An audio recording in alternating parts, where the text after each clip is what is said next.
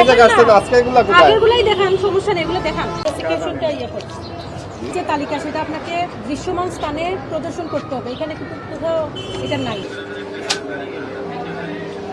আজকেরগুলো দেখান, এটা কোথায় দিতেন? আচ্ছা, আপনি চাঁপাইনবাবগঞ্জেরটা দেখান আমাকে। আমরা সমস্যা ওইটা, জরিমানা করলেই টাকাবো, না হলে বলে ওইদিন হচ্ছে আপনারা সময় নিছেন। বিআরটির পক্ষ থেকে আমরা মোবাইল কোর্ট পরিচালনা শুরু করেছি। আমরা সকালে ঢাকা সিলেট হাইওয়ে তেলিবাজার নামক স্থানে আমরা মোবাইল কোর্ট পরিচালনা করেছি। ওই সময় আমরা যে সকল বাস অতিরিক্ত যাত্রী বোঝাই করেছে তাদেরকে আমরা মোবাইল কোর্টে মামলা করেছি এবং জরিমানা আদায় করেছি তাদের কাছ থেকে, এবং তাদেরকে সতর্ক করে দিয়েছি পরবর্তীতে তারা যেন এরকম অতিরিক্ত যাত্রী বোঝাই না করে। কদমতলী বাস টার্মিনালে এসেছি এবং এখানে বিভিন্ন কাউন্টারে দেখেছি যে অতিরিক্ত ভাড়া আদায় করেছে কিনা।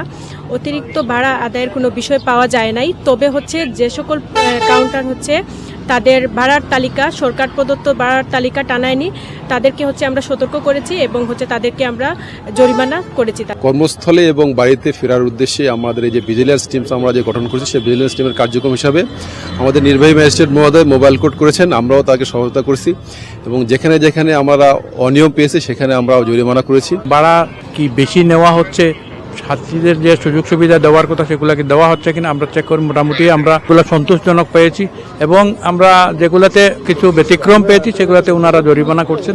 আশা করি ভবিষ্যতে এগুলা কার্যক্রম আরো সুন্দর হবে। ঈদের শুরু থেকে আমরা এখানে তদারকি করা হচ্ছে, আমরা সন্তুষ্টজনক পেয়েছি। আসলে আমাদের সিলেটের মালিক শ্রমিক সবাই অত্যন্ত সৌহার্দ্যপূর্ণ পরিবেশে, এবং আমরা যতটুকু কিছু দু একটি বিচ্ছিন্ন ঘটনা ছাড়া আমরা দেখতে পাচ্ছি যে ভাড়াটা সহনীয় পর্যায়ে আছে এবং যাত্রীদের কাছ থেকে কোনো ধরনের খারাপ বা কোনো ধরনের আমরা কমপ্লেন পাই নাই। নতুনত্বভাবে আমাদের নির্বাহী ম্যাজিস্ট্রেট মহোদয়ের নেতৃত্বে আমরা যারা পরিবহন মালিক শ্রমিক সবাই আছি আমরা কাজ করতেছি। পবিত্র ঈদ উল ফিতর উপলক্ষে বিআরটি থেকে যে ধরনের উদ্যোগ নেওয়া হয়েছে, বিআরটির ডিডি এবং বিআরটির যে ম্যাজিস্ট্রেট মহোদয় মোবাইল কোর্টের মাধ্যমে, এতে করে পরিবহন সেক্টরে সবাই কিন্তু সতর্কতার সহিত এবং মালিক এবং শ্রমিকদের সবাই সতর্কতার সহিত তাদের গাড়িটি পরিচালনা করতেছে।